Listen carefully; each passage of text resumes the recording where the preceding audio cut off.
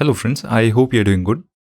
आज के एडिशन में हम कवर करेंगे सुप्रीम कोर्ट में इलेक्टोरल बॉन्ड स्कीम से रिलेटेड अपडेट्स को, सुप्रीम कोर्ट में ही दिए गए अबॉर्शन प्ली के वर्डिक्ट को, दिल्ली हाई कोर्ट में सरोगेसी से रिलेटेड एक सिंगल वुमेन की पिटीशन को, सुप्रीम कोर्ट में सस्पेंडेड राज्यसभा मेंबर राघव चड्ढा के सस्पेंशन से रिलेटेड अपडेट्स को, गगनयान मिशन के first test vehicle abort mission को, सितंबर के होलसेल प्राइस इंडेक्स के डाटा को, और 2028 में होने वाले ओलंपिक से रिलेटेड एक डिसीजन को, जिसमें 6 नए स्पोर्ट्स को इंक्लूड किया गया है, जिसमें क्रिकेट भी है। और एंड में हम जुडिशियल अपॉइंटमेंट से रिलेटेड एक एडिटोरियल को भी कवर करेंगे। Let's get started with the current affair events for today.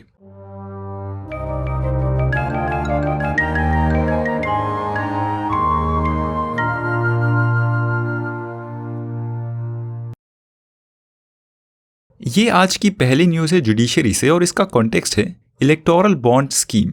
तो ये इलेक्टोरल बॉन्ड स्कीम जिसको 2017 में इंट्रोड्यूस किया गया था और जिसकी मदद से कोई भी व्यक्ति या कोई भी कॉरपोरेशन एनोनिमसली पॉलिटिकल पार्टीज को डोनेट कर सकती है, और जिस स्कीम की लीगैलिटी को चैलेंज करने वाली काफ़ी पिटीशंस पिछले 8 साल से सुप्रीम कोर्ट में पेंडिंग है। सुप्रीम कोर्ट में चीफ जस्टिस ऑफ इंडिया ने अब उन इलेक्टोरल बॉन्ड स्कीम को चैलेंज करने वाले पिटीशंस की सुनवाई के लिए उनको एक 5 जज के कॉन्स्टिट्यूशन बेंच को रेफर कर दिया है, और इसकी सुनवाई अब अक्टूबर 31 को होगी।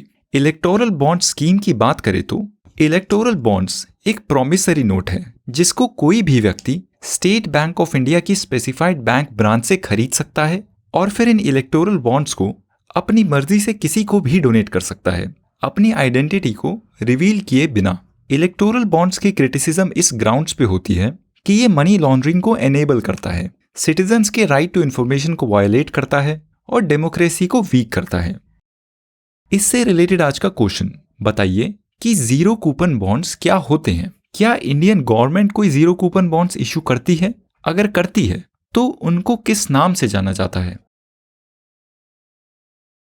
ये नेक्स्ट न्यूज भी है जुडिशरी से और इसका कॉन्टेक्स्ट है सुप्रीम कोर्ट में आई एक अबॉर्शन जिसमें एक मदर जो 26 हफ्ते से प्रेग्नेंट है और जो अपनी बैड मेंटल हेल्थ की वजह से अपने तीसरे बच्चे को जन्म नहीं देना चाहती और अबॉर्शन कराना चाहती हैं। सुप्रीम कोर्ट में इस केस को पहले एक 2 जज के बेंच ने सुना था, जहां पर उन जजेस के बीच इस केस को लेकर एक डिवाइडेड ओपिनियन होने के बाद इस केस को फिर एक 3 जज के बेंच को रेफर कर दिया गया था। और अब इस केस की सुनवाई हो चुकी है और सुप्रीम कोर्ट ने उन प्रेग्नेंट मदर को अबॉर्ट करने की परमिशन देने से मना कर दिया है। सुप्रीम कोर्ट ने अपने वर्डिक्ट में बोला है कि प्रेग्नेंट मदर की हेल्थ रिपोर्ट्स में बेबी की हेल्थ वायबल है और इस प्रेगनेंसी से ना तो मदर को और ना ही बेबी को किसी भी प्रकार का खतरा है। चीफ जस्टिस ऑफ इंडिया बोलते हैं कि ये प्रेग्नेंट मदर अबॉर्शन के एब्सोल्यूट राइट को क्लेम नहीं कर सकती। Medical termination of pregnancy act abortion की परमिशन सिर्फ जब देता है तब उस प्रेगनेंसी से मदर की लाइफ या हेल्थ को कोई डेंजर हो, और कोर्ट उन मदर के वूम में प्रेजेंट अनबॉर्न चाइल्ड के राइट्स की भी बात करते हैं। और कोर्ट में बोला जाता है कि इन मदर की pregnancy medical termination of pregnancy act में दिए गए 26 हफ्ते के लिमिट से ज्यादा हो चुकी है। ये एक और न्यूज है जुडिशरी से और इसका कॉन्टेक्स्ट है दिल्ली हाई कोर्ट में आई एक पिटीशन जिसमें इंडिया के सरोगेसी लॉस को एक 44 साल की उम्र की एक सिंगल वुमेन ने चैलेंज किया है, ये बोलकर कि इंडिया के surrogacy laws single unmarried women को बेनिफिट नहीं देते और ये डिस्क्रिमिनेटरी हैं। तो हाई कोर्ट ने इस पिटीशन के कॉन्टेक्स्ट में सेंटर से पूछा है कि ये सरोगेसी रेगुलेशन एक्ट 2021 में ये डिस्क्रिमिनेशन क्यों है, और हाई कोर्ट ने सेंटर से ये भी पूछा है कि क्यों सिर्फ 35 से 45 की उम्र के बीच की ही विडोज या डाइवोर्सीज ही सरोगेसी के रूट से पेरेंट बन सकते हैं और सिंगल पीपल पेरेंट क्यों नहीं बन सकते। कोर्ट ने सेंटर को बोला है कि आप हमें इन डिस्क्रिमिनेशंस की एक्सप्लेनेशन दीजिए, और उन 44 साल की पिटिशनर ने सरोगेसी रेगुलेशन एक्ट 2021 के एक और प्रोविजन को भी चैलेंज किया है जिसमें ये मैंडेटेड है कि सरोगेसी चाहने वाले विडोज या सिंगल वुमेन सिर्फ अपने एग्स यूज कर सकते हैं इस प्रोसीजर के लिए। इन पिटिशनर का कहना है कि उनकी उम्र की वजह से उनका अपने खुद के एग्स को इस प्रोसेस के लिए यूज करना मेडिकली रिस्की है। पिटिशनर का कहना है कि इन सरोगेसी लॉज में ये रिस्ट्रिक्शंस उनके राइट टू इक्वालिटी और राइट टू लाइफ को वायलेट करते हैं। सिविल सर्विसेज एग्जामिनेशन के पर्सपेक्टिव से इस टॉपिक से रिलेटेड है द सरोगेसी रेगुलेशन एक्ट 2021 और assisted reproductive technology regulation act 2021। पर ये टॉपिक्स एग्जाम के पर्सपेक्टिव से इस समय इतने रिलेवेंट नहीं हैं, तो आप इन टॉपिक्स में डीपली डाइव ना करें, बस इनके मेजर प्रोविजंस की एक जनरल अवेयरनेस रखें। ये एक और न्यूज़ है जुडिशरी से और है सुप्रीम कोर्ट से, जिनके पास सस्पेंडेड राज्यसभा मेंबर राघव चड्ढा की एक पिटीशन आई है, जिसमें उन्होंने अपने इनडेफिनेट सस्पेंशन को चैलेंज किया है। तो उस पिटीशन को सुनते हुए चीफ जस्टिस ऑफ इंडिया ने राज्यसभा के सेक्रेटेरिएट से रिस्पॉन्स मांगा है और पूछा है कि क्या राज्यसभा के पास किसी मेंबर को सस्पेंड करने के ऐसे केस में अथॉरिटी है जब उन मेंबर के केस पर प्रिविलेज कमेटी में इंक्वायरी चल रही हो। राघव चड्ढा का कहना है कि उनकी ये सस्पेंशन राज्यसभा के रूल नंबर 256 और रूल नंबर 266 को वायलेट करती है, जिसमें किसी मेंबर को सेशन की लेंथ से ज्यादा समय के लिए सस्पेंड करने पर पाबंदी है, मतलब प्रोहिबिशन है। अब इस केस की फर्दर हियरिंग 30 अक्टूबर को होगी और हम इसकी अपडेट्स को फॉलो करते रहेंगे। ये न्यूज़ है स्पेस और साइंस से और इसका कॉन्टेक्स्ट है गगनयान मिशन से related flight vehicle test abort mission 1 TVD-1, जिसकी टेस्ट फ्लाइट को 21 अक्टूबर को कंडक्ट किया जाएगा। इस टेस्ट फ्लाइट में गगनयान मिशन के क्रू एस्केप सिस्टम को डेमोन्स्ट्रेट किया जाएगा। इस टेस्ट में क्रू मॉड्यूल, जो कि एक स्पेशल कंटेनर है जिसमें इस मिशन के दौरान एस्ट्रोनॉट्स रहेंगे, उसको अबॉर्ट टेस्ट किया जाएगा, जिसके बाद ये crew module bay of Bengal में लैंड होगा, जहां से इंडियन नेवी इसको रिट्रीव करेगी और फिर इस टेस्ट से रिलेटेड सेंसर्स के डाटा को एनालाइज किया जाएगा to make sure everything worked as expected. ये नेक्स्ट न्यूज़ है इकोनॉमिक्स से और इसका कॉन्टेक्स्ट है होलसेल प्राइस इंडेक्स, जिसको ministry of commerce and industry हर महीने रिलीज करती है। तो सितंबर के होलसेल प्राइस इंडेक्स को रिलीज किया गया है और सितंबर में भी होलसेल प्राइस इंडेक्स पिछले 5 महीनों की तरह नेगेटिव में रहा है, मतलब होलसेल लेवल पर इन्फ्लेशन कम हुई है, जो कि एक पॉजिटिव न्यूज है।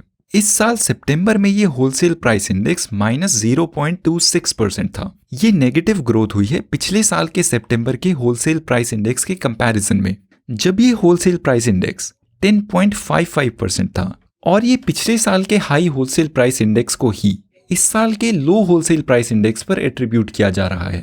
और ये एक इकोनॉमिक्स का कंसेप्ट है जिसको बेस इफेक्ट बोला जाता है।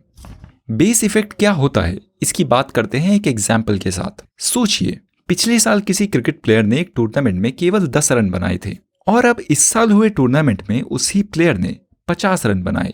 तो एब्सोल्यूट टर्म्स में तो ना ही 10 रन ज्यादा है और ना ही 50 रन, पर अगर इस साल के रन्स को पिछले साल के रन से कंपेयर किया जाए तो उस प्लेयर ने 400% ग्रोथ की है। इस हाई ग्रोथ परसेंटेज का रीजन है लो बेस इफेक्ट। और होलसेल प्राइस इंडेक्स के केस में भी, क्योंकि पिछले साल सितंबर में होलसेल प्राइस इंडेक्स 10.55% पर काफी हाई था, इस वजह से इस साल ये इन्फ्लेशन की ग्रोथ कंपैरेटिवली नेगेटिव है। और अब बात करते हैं आज के क्वेश्चन की, जो बैंकिंग से रिलेटेड है। बताइए कि लिक्विडिटी कवरेज रेशियो क्या होता है। ये नेक्स्ट न्यूज एक जनरल न्यूज इवेंट है और इसका कॉन्टेक्स्ट है ओलंपिक्स 2028, जो कि यूनाइटेड स्टेट्स के लॉस एंजेलिस में होंगे। इंटरनेशनल ओलंपिक्स कमेटी के 141st सेशन में क्रिकेट, स्क्वॉश, बेसबॉल, लक्रोसे और फ्लैग फुटबॉल, इन स्पोर्ट्स को उस साल होने वाले ओलंपिक्स के इवेंट में इंक्लूड किए जाने के प्रपोजल को एक्सेप्ट कर लिया गया है। मतलब ओलंपिक्स 2028 में cricket as a sport included होगा। लॉस एंजेलिस ओलंपिक्स 2028 में 6 क्रिकेट टीम्स पार्टिसिपेट करेंगी, जिनका क्वालिफिकेशन क्राइटेरिया अभी डिसाइडेड नहीं है। इस इवेंट से रिलेटेड और डेवलपमेंट्स को हम फॉलो करते रहेंगे। ये आज का एडिटोरियल है और इसका कॉन्टेक्स्ट है जुडिशरी के गवर्नमेंट को लेकर शिकायत कि वो कोलिजियम की दी गई जुडिशियल अपॉइंटमेंट्स की रिकमेंडेशंस पर टाइमली एक्शंस नहीं लेते। अभी रिसेंटली सेंटर ने सुप्रीम कोर्ट को अश्योर किया है कि उनके रिकमेंडेशंस, जिसमें जस्टिस सिद्धार्थ मृदुल को मणिपुर हाई कोर्ट के चीफ जस्टिस के तौर पर रिकमेंड किया गया है, उस पर गवर्नमेंट की तरफ से एक्शन लिया जाएगा। सेंटर ने सुप्रीम कोर्ट के ऐसे 70 और रिकमेंडेड अपॉइंटमेंट्स को भी अलग अलग हाई कोर्ट्स में फॉरवर्ड किया है ताकि उन पर एक्शन हो सके। ये सुप्रीम कोर्ट कोलिजियम के रिकमेंडेशंस और सेंटर का उन रिकमेंडेशंस को सेलेक्टिवली ट्रीट करना, मतलब कि कुछ रिकमेंडेशंस को एक्सेप्ट करना और कुछ रिकमेंडेशंस पर कोई एक्शन नहीं करना कुछ समय से चल रहा एक ट्रेंड है। सुप्रीम कोर्ट ने गवर्नमेंट के इस बिहेवियर को लेकर काफी बार अपने कंसर्न्स भी जाहिर किए हैं। कुछ केसेस में तो गवर्नमेंट ने कॉलेजियम के बार बार दोहराए गए रिकमेंडेशंस को भी एक्सेप्ट नहीं किया है, जो कि जुडिशरी की प्रॉपर फंक्शनिंग के लिए एक बड़ी प्रॉब्लम है। इस पीस के ऑथर बोलते हैं कि इस अपॉइंटमेंट प्रोसेस की स्ट्रीमलाइनिंग जरूरी है और गवर्नमेंट को सुप्रीम कोर्ट के द्वारा अप्रैल 2021 में सेट की गई जुडिशियल अपॉइंटमेंट प्रोसेस की टाइमलाइंस की रिस्पेक्ट करना भी जरूरी है। और अगर जुडिशरी किसी रिकमेंडेशन को रिकंसीडर करके दोबारा से उसके अपॉइंटमेंट के लिए दोहराती है तो उसकी एक्सेप्टेंस करना गवर्नमेंट के लिए मैंडेटरी। ये कुछ ऐसे स्टेप्स होंगे जिनको गवर्नमेंट को एक्सेप्ट करना जरूरी होगा जुडिशरी की प्रॉपर फंक्शनिंग के लिए। That's all for today, friends. See you tomorrow in the next edition.